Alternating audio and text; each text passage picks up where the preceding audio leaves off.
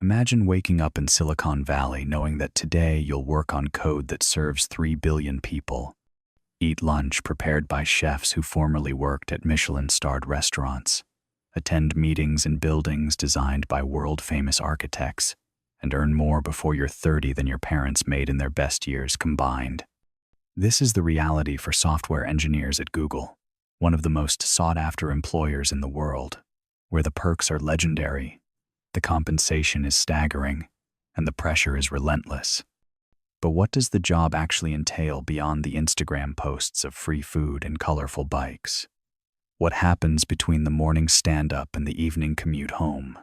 Tonight, we follow Jake Morrison through a complete Wednesday at the Googleplex, revealing the reality behind the tech industry's most glamorous career, the brilliant challenges and the exhausting meetings, the incredible resources and the constant performance anxiety, the moments of genuine innovation and the hours of debugging obscure infrastructure code that no user will ever see. Welcome to Yawnworthy Jobs for Sleep, where we explore what really happens behind the scenes of the world's most interesting professions. Tonight, we're entering the world of big tech, walking through the famous Google campus, sitting in on meetings where decisions affecting billions of users are made, and discovering what it's actually like to be a software engineer at one of the most powerful companies on Earth. So settle in, let your mind relax, perhaps adjust your pillow, and join us for a day in the life of someone living the dream that computer science students worldwide aspire to, and discovering what that dream actually feels like when it becomes your daily reality. The alarm sounds at 6:30 in the morning, pulling Jake Morrison from sleep in his one-bedroom apartment in Sunnyvale, California. The apartment is modern but generic, the kind of place that rents for $3,000 a month in the overheated Bay Area housing market, expensive by most American standards, but actually reasonable for this area, where studio apartments in Palo Alto can cost twice that. His girlfriend, Emma, who works in product marketing at a smaller tech company, is already up and in the shower. They've been living together for a year, their relationship shaped by the peculiar rhythms of tech industry life, where both partners often work late, where dinner conversations drift toward OKRs and launch deadlines, where vacation planning must account for on-call rotations and product release cycles. Jake reaches for his phone before even sitting up a habit he knows is unhealthy but can't seem to break. 3 Slack notifications from overnight, all from teammates in the Zurich office who are already 9 hours into their workday. One is asking for clarification on his recent code review comments. Another is flagging a potential issue with the latency optimization he shipped last week. The third is just a thumbs-up emoji on a message he'd sent yesterday, but the notification's still triggered. Nothing urgent, nothing that requires an immediate response, but enough to remind him that Google's infrastructure never sleeps, that systems serving billions of queries daily run continuously across time zones, and that being part of that infrastructure means you're never truly disconnected. He sets the phone down and gets out of bed, navigating around the furniture in the small bedroom. The apartment is comfortable but not luxurious despite his $280,000 total compensation. This is the strange math of Silicon Valley. He makes more than 95% of Americans, but after taxes take 40%, rent takes $3,000 monthly. Student loans from his University of Washington computer science degree take another $800, and the general cost of living in the Bay Area consumes the rest. He's not exactly wealthy. Comfortable, certainly. Saving for the future, yes. But not the millionaire lifestyle that people outside tech imagine when they hear Google engineer. The real wealth, the life-changing money, is locked in his Google stock grants $70,000 per year in restricted stock units that vest over 4 years. He's currently sitting on about $180,000 invested stock, which sounds incredible until you realize he can't touch it without quitting or retiring. These are the golden handcuffs that keep talented engineers at Google even when they're burned out. Walk away, and you leave unvested stock on the table. Stay 4 years and you're fully vested, but by then you've been granted more stock that takes another 4 years to vest, and the cycle continues. Jake has colleagues who openly discuss being miserable but staying for the stock, calculating the exact financial hit they'd take by leaving early, running the numbers obsessively while their mental health deteriorates. By 7 o'clock, Jake is showered, dressed in the tech industry uniform of jeans and a quarter-zip pullover, eating overnight oats and drinking coffee while reading hacker news on his laptop. Emma is applying makeup in the bathroom, preparing for her own commute to Palo Alto. They'll leave separately. Her office is in the opposite direction, and probably won't see each other until after 7 tonight. Maybe later if either has evening meetings or decides to hit the gym. This is normal for them, for many Bay Area tech couples. Ships passing in the morning and reuniting at night, their relationship existing in the margins around demanding careers. "Do you have on-call this week?" Emma asks, emerging from the bathroom. "Nope, I'm off rotation until next Monday." "Why?" "2. Just wondering if we can actually plan dinner Friday, or if there's a chance you'll get paged." She says it without resentment, just stating facts. She's learned that on-call weeks mean Jake's phone might ring at 2 a.m. with a production alert, that a critical issue can derail any plans. That being responsible for infrastructure, serving billions of users, means responding when systems fail regardless of what else is happening in your life. "We're good for Friday," Jake confirms. "We could try that new ramen place in Mountain View." They discuss logistics for a few minutes, who's grocery shopping this week, whether they should finally book that trip to Japan they've been talking about, when they might visit his family in Seattle. It's the domestic choreography of dual income, professional life. Everything scheduled and coordinated because spontaneity is difficult when both calendars are densely packed with meetings and commitments. By 7:30, Jake is in his car, a 4-year-old Honda Civic that he bought used and intends to drive until it dies. Some of his colleagues at Google drive Teslas or Porsches, visible markers of their success. But Jake has watched too many people inflate their lifestyles to match their tech salaries only to find themselves trapped when they want to make a career change or take a lower-paying job at a startup they believe in. He prefers the financial flexibility, the knowledge that he could walk away from Google tomorrow if he wanted to, even if the stock grants make that psychologically difficult. The commute from Sunnyvale to the Googleplex in Mountain View takes 15 minutes in morning traffic, a reasonable distance that was a major factor in choosing this apartment. Some of his teammates commute from San Francisco, spending 90 minutes each way on shuttles, trading proximity to urban amenities for hours of their lives spent in transit. The Bay Area is full of these trade-offs, affordable but far, or expensive but close, or somewhere in between but compromised on both dimensions. There's no winning configuration, just different flavors of sacrifice. Jake pulls into the parking lot at Building 41 at 7:55, 5 minutes earlier than necessary, but late enough to avoid the earliest arrivers, those colleagues who pride themselves on being at their desks by 7 a.m., who send Slack messages time-stamped before business hours as if to prove their dedication. The parking lot is already half full despite the early hour. Google technically has flexible hours, no mandated start time, but there's an unspoken pressure to be present during core hours, roughly from 9:30 to 4:30, and many people start earlier to avoid looking like slackers. The official culture says you can work whenever you want. The actual culture rewards those who are visibly working longer hours.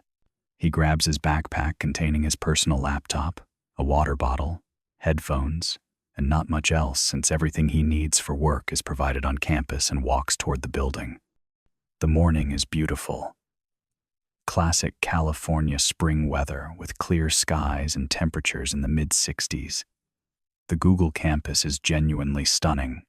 Colorful, modern buildings with floor-to-ceiling windows, landscaped grounds with walking paths and outdoor seating areas, the famous multicolored Google bikes available for anyone to ride between buildings, and scattered everywhere, the Android lawn statues representing different operating system versions: ice cream sandwich, Kit Kat, Oreo. There's even a full-size T-Rex skeleton replica named Stan in one courtyard. A reminder of Google's early days when founders Larry Page and Sergey Brin bought it for the office as a statement about not going extinct like dinosaurs who failed to adapt. Jake badges into Building 41, using his Google ID card, passing through the lobby with its modern furniture and wall-sized displays showing real-time search queries from around the world, a visualization of Google's massive scale, billions of questions being asked and answered every day. He takes the stairs to the third floor, both for exercise and to avoid the awkward silence of elevator rides with colleagues you vaguely recognize but don't actually know, despite working in the same building. Google employs over 180,000 people worldwide. Even within a single building, there are hundreds of employees, far too many to know personally. The third floor is an open office plan, a vast space with clusters of desks arranged in groups of 4 to 6, standing desk options, ergonomic chairs that cost more than most people's monthly rent, and floor-to-ceiling windows providing natural light and views of the Santa Cruz Mountains in the distance. There are no private offices except for a few small conference rooms along the perimeter, and even senior directors sit in the open floor plan. This is meant to promote collaboration and egalitarianism. Everyone is accessible. Hierarchy is flattened, but in practice it means noise, distractions, and the constant awareness of being observed. Jake has colleagues who come in early, specifically to get a few hours of deep focus time before the office fills with people and conversations. His desk is in a cluster with 5 other engineers from the search infrastructure team, all working on different aspects of the massive distributed systems that power Google Search. The desks are personalized with the kinds of items tech workers accumulate: monitors in dual or triple configurations, mechanical keyboards with custom keycaps, an assortment of tech company swag from conferences, occasional personal photos, and in one colleague's case, a small succulent garden that requires surprisingly little attention. Jake's setup is relatively minimal: a large external monitor, his Google-issued MacBook Pro, a notebook for jotting down ideas during meetings, and a framed photo of Emma hiking in Yosemite. He sets down his backpack, opens his laptop, and immediately connects to the corporate network. The laptop comes alive with notifications: 43 unread emails, 12 Slack messages, 3 calendar reminders for today's meetings, and several automated alerts from monitoring systems showing that overnight, a search indexing job took slightly longer than usual within acceptable parameters, but worth noting. This is the constant stream of information that defines working in tech infrastructure. Systems generating alerts, teammates communicating across time zones, stakeholders requesting updates, everything moving continuously, even while you sleep.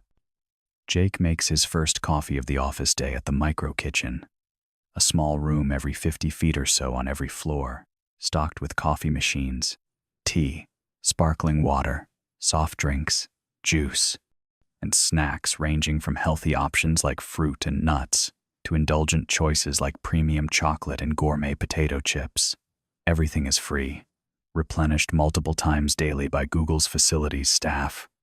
A perk that sounds frivolous but actually matters when you're deep in a coding session and need caffeine or a snack without breaking your concentration by leaving the building. The micro kitchens also serve as casual meeting spots where spontaneous conversations happen, where you might run into someone from a different team and end up collaborating on a project.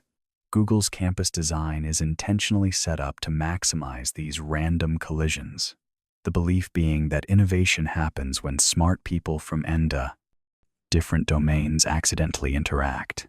Back at his desk with coffee in hand, Jake begins his morning routine, scanning emails to identify anything urgent, checking the team's Slack channels for important updates, reviewing his calendar to remind himself what meetings are scheduled today.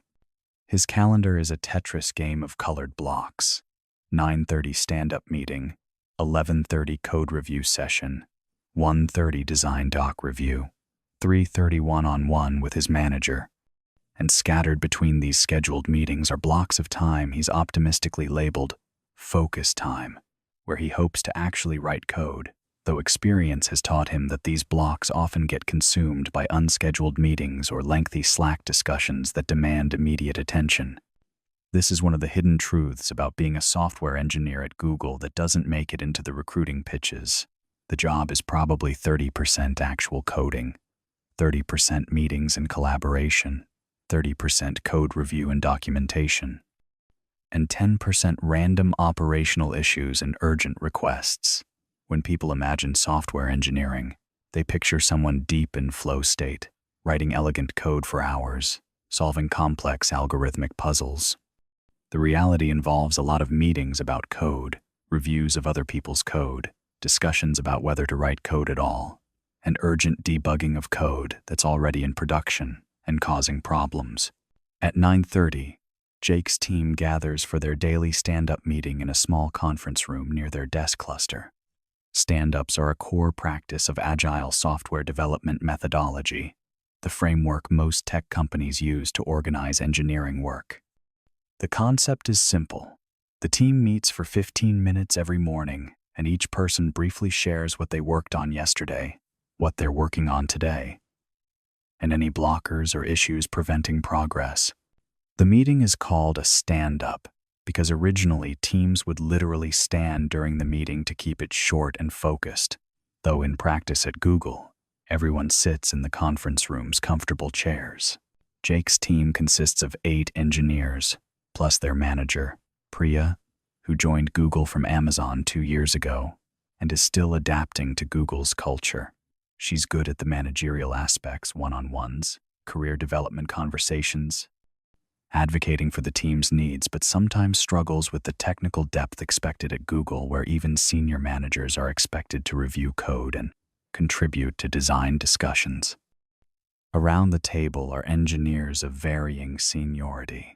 2 L3S who joined straight from college and are still learning the code base, 3 L4S in their mid-20s who form the backbone of the team's execution, Jake and another L5 who are senior engineers expected to lead projects and mentor junior colleagues, and 1 L6 staff engineer who sets technical direction for the entire group.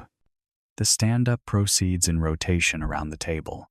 The first L3, Marcus, talks about continuing his work on migrating legacy C++ code to a more modern framework, mentions he's struggling with some failing tests, asks if anyone has time to pair program and help debug.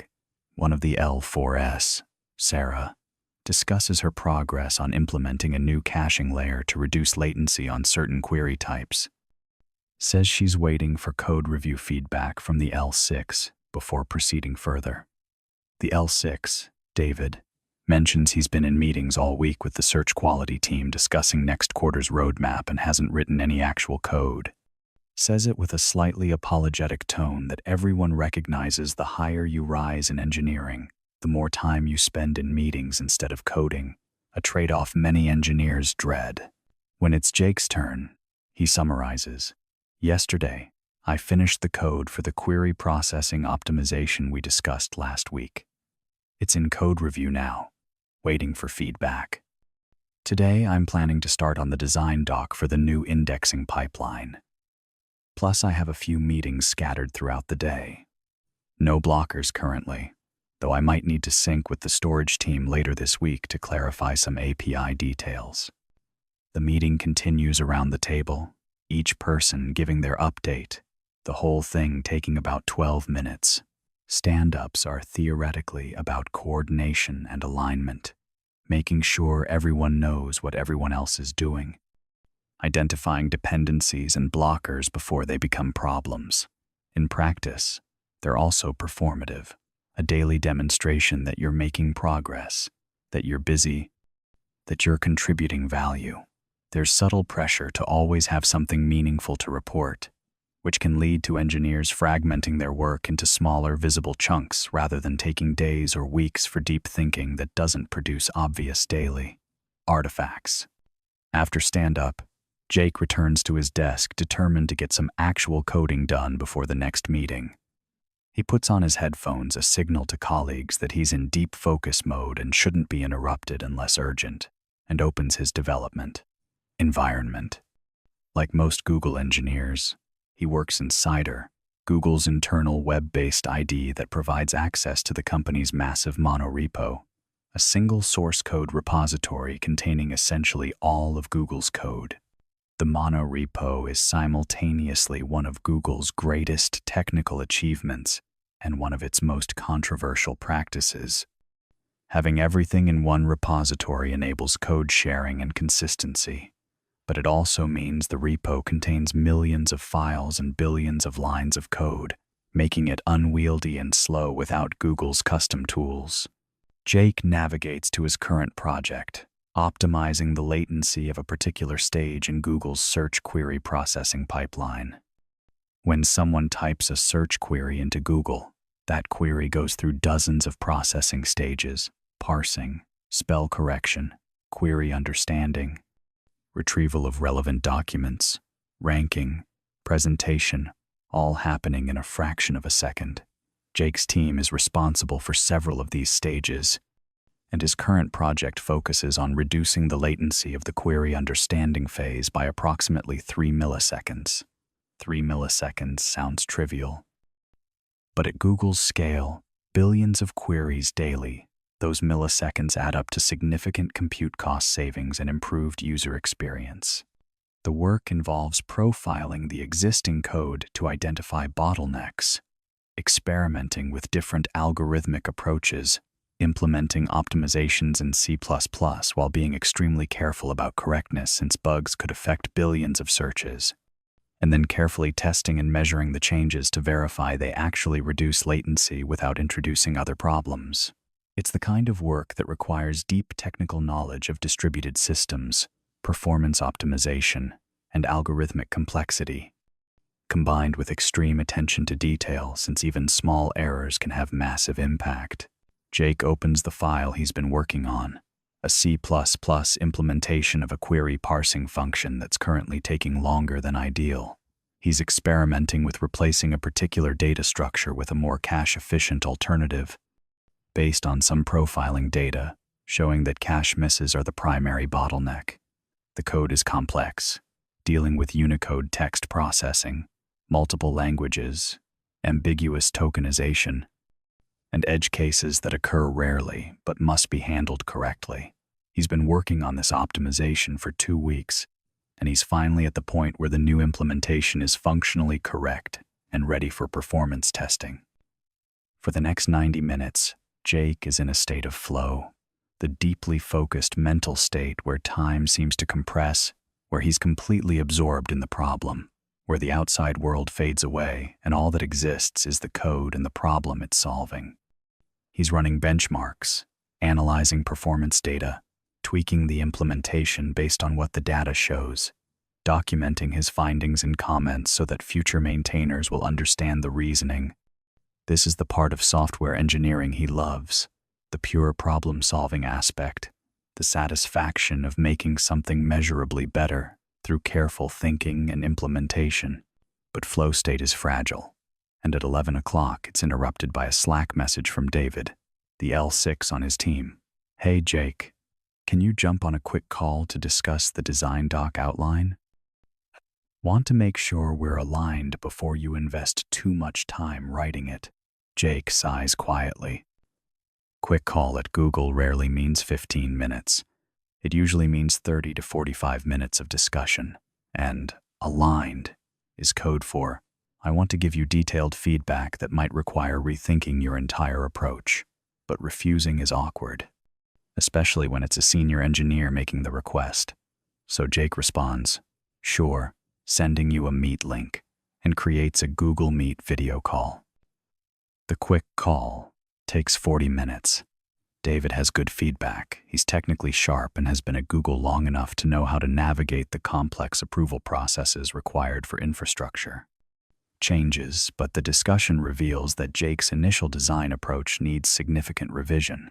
David suggests a different architecture that will require coordination with 2 additional teams, which means more meetings, more complexity.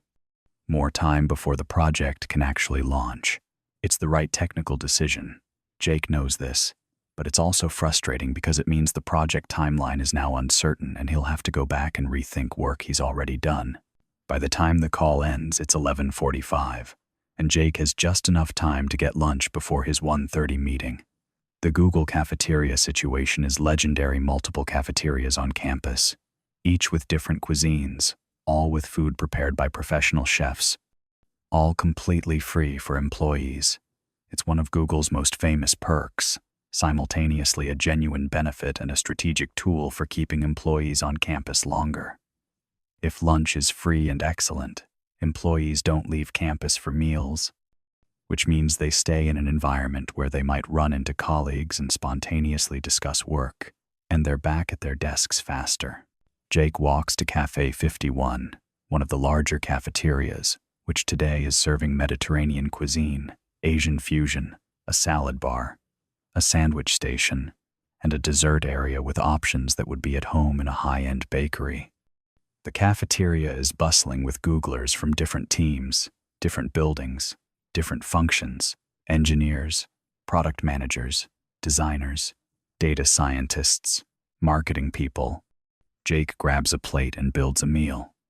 Grilled chicken with chimichurri, roasted vegetables, quinoa, a side salad, and a small piece of baklava for dessert. The quality is genuinely excellent, far better than the takeout he'd be buying if he had to pay for lunch himself, and the financial value adds up significantly over the course of a year. Free lunch alone is worth perhaps $5,000 annually, a stealth component of compensation that doesn't show up in salary discussions. He finds a table in the outdoor seating area, enjoying the California sunshine while eating. He's joined by 2 colleagues from a different team who he knows casually from previous projects. They talk about work. There's a major incident in the ad system that's causing problems, apparently, and the team responsible is scrambling to find the root cause, but also about normal life things. Weekend plans, a new climbing gym that opened nearby, whether the Golden State Warriors will make the playoffs. It's pleasant, the kind of casual social interaction that makes work feel less isolating, though there's always an undertone of performance evaluation. The awareness that these colleagues might someday be on a committee, reviewing your promotion packet, that every interaction is being subconsciously assessed for googliness, that vague quality of cultural fit that Google tries to select for. After lunch, Jake takes a walk around campus before returning to his desk. This is one of Google's explicit recommendations. Movement and breaks improve cognitive performance, and the campus is designed to encourage it with walking paths, outdoor spaces, and buildings spread out enough that getting between them requires walking. He passes volleyball courts where a lunchtime game is in progress, engineers in Google t-shirts diving for shots. He passes a group doing outdoor yoga on the lawn. He passes the Building 42 entrance, where there's a Chrome browser logo sculpture. The campus really is beautiful, almost like a college, but with better facilities and no students. Just thousands of adults trying to solve technical problems while navigating corporate bureaucracy. Back at his desk by 1:15, Jake prepares for his 1:30 design review meeting. Design reviews are a critical part of Google's engineering process. Before writing significant code, engineers write a design document describing what they plan to build, why they're building it, what alternatives were considered, and how it will be implemented. This document is shared with relevant stakeholders, other engineers who might be affected, senior engineers who can spot potential issues, cross-functional partners who need to understand the change. The design review meeting is where these stakeholders provide feedback, raise concerns, and either approve the design or ask for revisions. Today's meeting is for a project led by Sarah, one of the L4S on Jake's team, and Jake is attending as a reviewer. The design proposes adding a new caching layer to improve latency for certain types of search queries. The meeting room fills with 8 people: Sarah, who wrote the design, Priya, the manager, Jake and David from their team, and 4 engineers from related teams whose systems might be affected by the change. Sarah presents the design using a shared Google Doc that everyone can comment on in real time, walking through the problem being solved, the proposed solution, the implementation plan, and the expected results. The discussion is thorough and sometimes heated. One of the engineers from the storage team points out that the proposed caching approach might cause consistency issues in edge cases. David suggests a different cache eviction policy that would be more efficient. Someone from the monitoring team asks how failures will be detected and alerted. Sarah fields the questions well, but it's clear the design will need another revision before approval. This is normal. Most designs go through 2 or 3 iterations before final approval, but Jake can see Sarah's frustration. She's been working on this project for weeks, and adding another revision cycle means pushing back her timeline, which affects her performance rating, which affects her promotion prospects. The meeting runs over by 15 minutes. Everyone's so engaged in technical discussion that no one wants to end it despite other commitments. By the time it concludes, Jake has 10 minutes before his 3:30 one-on-one with Priya, just enough time to check Slack and email, both of which have accumulated new messages during the meeting. There's a thread discussing next quarter's roadmap priorities, a request from another team asking if Jake can review their design doc by end of week, and an automated alert that one of his recent code changes might be causing a slight increase in error rates. The alert is probably a false positive. The error rate increase is well within normal variance, but it needs investigation to be sure. The one-on-one with Priya is in a small conference room with a glass door and walls, designed for privacy while maintaining the open campus aesthetic. One-on-ones are weekly 30-minute meetings between each engineer and their manager, intended for career discussions, feedback, raising concerns, and building the manager-report relationship. Jake's one-on-ones with Priya have a comfortable rhythm by now. They've worked together for 2 years and have developed good rapport. "How are you doing?" Priya starts, the standard opening. "How's the week going?" "Pretty good," Jake says. "Made progress on the latency optimization.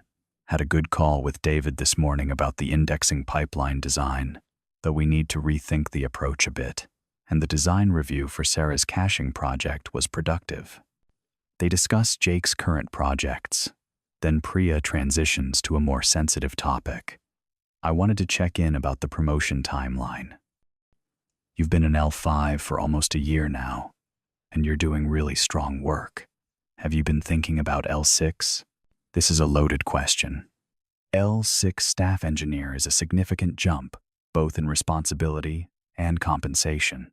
Getting promoted to L6 means your total comp likely jumps to over 400,000, but it also means taking on much more ambiguous projects, providing technical leadership across multiple teams, being expected to influence direction at an organizational level. Some engineers aspire to L6 and beyond, climbing the ladder toward fellow or senior fellow, the technical equivalent of executive leadership. Others are content to stay at L5, continuing to do hands-on technical work without the additional stress and scope that comes with more senior levels. "I've been thinking about it," Jake admits. "I'm interested, but I'm also conscious that L6 expectations are different. More leadership, less coding. I like the technical work. You can still code as an L6, Priya says, though you're right that the balance shifts. The question is whether you want to have impact on an individual project level or an organizational level. L6S shape the direction for entire product areas. They discuss what it would take for Jake to be promotion-ready, leading a larger project with cross-team impact, mentoring more junior engineers, writing technical design docs that set direction, building visibility with senior leadership. Priya is supportive, but realistic promotions at Google are competitive, requiring strong performance ratings over multiple review cycles, endorsements from senior engineers, and successfully navigating promotion committees where your packet is evaluated against other candidates. It's not enough to be good at your job. You need to be demonstrably excellent in ways that are legible to people who've never worked with you directly. The conversation shifts to team dynamics, upcoming project assignments, and some concerns Jake has about technical debt in their code base that's making changes increasingly difficult. Priya takes notes, promises to raise the technical debt issue in her next meeting with her director. They wrap up at 4:15, 15 minutes over the scheduled time, which is normal for one, on ones that are actually substantive, rather than going through the motions. Jake returns to his desk intending to finally write some code, but there's a crisis unfolding in Slack. The automated monitoring system has detected that search latency has spiked in the European region. Queries are taking 50% longer than normal to complete, which means users are experiencing noticeably slow search results. Jake's heart sinks. He's not on call this week, which means he's not primarily responsible for responding, but the issue might be related to his recent optimization work. If his code caused this problem, he needs to help fix it immediately, regardless of who's technically on call. He joins the War Room, a Slack channel that's been created for this specific incident, where engineers from multiple teams are collaborating to diagnose the problem. The on-call engineer, someone from the Zurich office named Klaus, is leading the investigation but needs help from people familiar with different parts of the system. Someone suggests rolling back recent changes. Another person is analyzing logs. A third is checking if there's a correlation with a recent deployment in a different system. The channel fills with messages, theories, data, commands being run to gather more information. Jake dives into investigation mode, checking if his recent latency optimization could be related. He pulls up monitoring dashboards, examines the timing of the latency spike compared to when his code was deployed, analyzes performance metrics to see if the pattern matches what his change would cause. After 20 anxious minutes of investigation, he's able to rule out his code. The spike started before his optimization was fully rolled out, and the pattern doesn't match what his change would cause. Relief washes over him. It's not his fault. The actual cause is eventually identified. A database in Europe ran out of disk space because a cleanup job failed to run over the weekend. The fix is relatively straightforward. Clear space, restart the job, verify everything returns to normal. But the incident consumed 90 minutes and involved a dozen engineers working together to diagnose it. This is the hidden reality of working on infrastructure at Google scale. Production issues happen regularly. Debugging them is stressful and high stakes since they affect millions of users, and resolving them requires expertise in complex distributed systems. By 5:30, the incident is resolved, and Jake is exhausted. He's been at work for nearly 10 hours, but has written perhaps 2 hours of actual code, spent 4 hours in meetings, and spent 90 minutes on an urgent production issue. This is typical. Software engineering at Google is not primarily about coding. It's about communication, coordination, system design, debugging, reviewing, documenting, and occasionally, when there's time, writing new code. Jake considers calling it a day. He's salaried, not required to work specific hours, theoretically free to leave whenever his work is done. But there's always more work. His calendar for tomorrow is already dense with meetings. The design doc he wanted to work on today is still not started.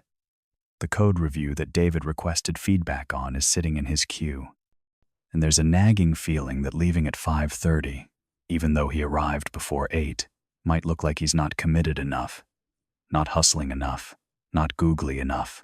Some of his teammates regularly stay until 7 or 8, visible dedication that gets noticed even if no one explicitly rewards it. He compromises. He'll go to the campus gym, get in a workout, then do another hour or 2 of work before heading home. Google's fitness center is world-class, with modern equipment, fitness classes, personal trainers available, and locker rooms with showers and towels provided. It's another perk designed to keep employees on campus longer, while also genuinely improving their quality of life. Jake changes in the locker room and spends 45 minutes lifting weights, finding that physical exertion helps clear his head after the stress of the production incident. After showering and changing back into his work clothes, Jake returns to his desk at 6:45. The floor is much quieter now. Many people have gone home, though there's still a core group of engineers who stay late either because they're deeply focused on something or because they feel the same unspoken pressure. Jake does. He opens his laptop and works on the design doc for another hour, making progress on outlining the architecture and identifying the key decision points that need stakeholder input. At 7:50, Jake finally packs up and heads to his car. The parking lot is still half full, which either means many Googlers work late or means the company has too much office space for its current staffing levels post-pandemic, when remote work became more common. The evening air is cool, the sky transitioning from blue to deep orange as the sun sets over the Santa Cruz Mountains. The Google campus looks peaceful at this hour, the colorful buildings glowing with warm light from within. The outdoor space is empty, except for a few people walking between buildings. The drive home takes 20 minutes in light evening traffic. Jake calls Emma on his car's Bluetooth system, learning she's also just leaving work, that she'll be home in about 30 minutes, that she picked up groceries, so they don't need to stop. They discuss what to make for dinner, probably pasta, something quick, and confirm they're still on for Friday evening plans. The conversation is mundane but grounding, a reminder that there's life outside of work, relationships that matter more than whether a design doc gets approved or a performance optimization saves 3 milliseconds. Jake arrives home at 8:20, parks in the apartment complex's garage, and takes the elevator to the 3rd floor. The apartment is dark and quiet. He drops his backpack by the door, changes into comfortable clothes, and collapses on the couch with his personal laptop, intending to just relax, but finding himself checking work email one more time, responding to a couple messages, looking at the Slack channel where the production incident was discussed to see if there are any follow-up items. It's hard to disconnect, hard to stop thinking about work, hard to shift into personal mode when your brain has been in work mode for 12 hours. Emma arrives at 8:40, carrying grocery bags. They work together, making dinner pasta with marinara and a simple salad while discussing their days. Emma talks about a product launch that's going poorly, about inter-team conflicts that are making her job harder, about wondering whether she should start looking for opportunities at other companies. Jake talks about the production incident, the design doc feedback from David, the conversation about promotion with Priya. Their conversation is shop talk, two tech workers processing their work experiences, but it's also connection, the sharing that sustains their relationship, even when they're both tired and stressed. Over dinner, Emma asks the question that's been implicit in many recent conversations. Do you think you'll stay at Google long term? Like, can you see yourself there in 5 years? It's a question Jake has been asking himself increasingly often. The compensation is incredible. $280,000 per year is life-changing money compared to what his parents made, compared to his friends who didn't go into tech. The perks are real, free food, great gym, beautiful campus, impressive colleagues. The work itself is technically interesting. Few places operate at Google's scale with Google's technical challenges. And the resume value of having Google on your CV is substantial, opening doors to opportunities that might not otherwise be available. But, there's always a but. The meeting load is exhausting. The promotion pressure is relentless. Either you're moving up or you're falling behind. The always-on culture is unsustainable even when you're not officially on call. There's pressure to respond to Slack messages, to be available, to demonstrate commitment. The work feels increasingly distant from actual user impact. He's optimizing query latency by 3 milliseconds, which matters at scale but doesn't feel meaningful in the way he imagined when he first became interested in software engineering. And there's the golden handcuffs problem. The longer he stays, the more unvested stock he has, the harder it becomes to leave. I don't know, Jake admits. Some days I love it. The technical challenges are real. The team is great. The compensation makes our life comfortable. But other days I feel like I'm just optimizing Google's infrastructure while my actual life passes by. Like, today I spent 90 minutes helping resolve a production incident that affected millions of users, which sounds impressive. But what did I actually accomplish? The system broke. We fixed it. Tomorrow it'll probably break again. Is that what I want to be doing in 5 years? Emma nods. She's having similar thoughts about her own career, wondering whether product marketing at a tech company is actually satisfying or just comfortable. They're both experiencing what many tech workers feel but rarely discuss openly.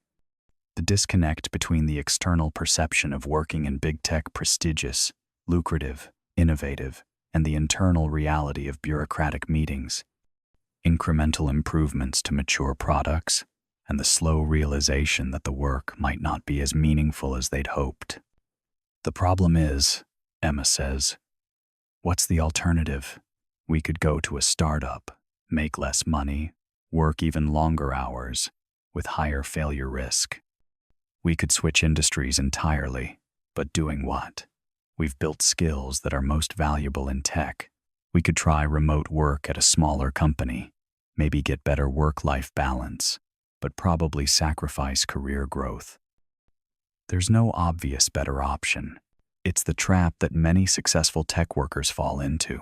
They've optimized for compensation and resume value, made decisions that locked them into a particular path, and now, changing course would require sacrificing things they've become accustomed to. It's not that they're suffering. They're objectively very fortunate, but they're also not fulfilled in the way they'd imagined when they first entered the industry, full of idealism about using technology to make the world better.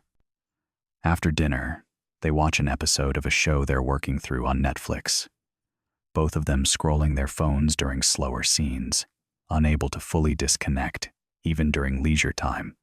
Jake checks Slack one final time before bed just in case something urgent came up, just in case there's a production alert, just in case someone needs something. There's nothing critical, just the usual flow of messages, a thread discussing tomorrow's sprint planning meeting, someone asking for code review, a link to an interesting technical blog post. The stream never stops. Jake sets his phone on the nightstand, plugs it in to charge overnight, tries to relax enough to sleep. His mind is still partially at work, thinking about the design doc that needs finishing, the promotion conversation with Priya, the latency optimization that's in code review. It takes conscious effort to let those thoughts go, to remind himself that work will be there tomorrow, that nothing is so urgent it requires thinking about at 10:30 at night, that he's allowed to stop working eventually. As he drifts towards sleep, Jake reflects on the strange life he's built. He makes more money than he ever imagined, works on technically fascinating problems, has access to resources and opportunities most people never get. And yet he's also exhausted, stressed, increasingly uncertain whether this is what he wants to be doing with his finite time on Earth. The contradiction doesn't resolve neatly. Maybe it never does for anyone who achieves conventional success in a demanding field. You get what you thought you wanted and discover it's not quite what you imagined, that every achievement comes with its own costs and compromises. Tomorrow he'll wake up at 6:30 and do it again. The commute to the Googleplex, the stand-up meeting, the code reviews and design docs, the production incidents and promotion anxiety, the incredible perks and the relentless pressure. This is life as a software engineer at Google in 2025, simultaneously privileged and grinding, intellectually stimulating and emotionally draining, financially rewarding and existentially uncertain.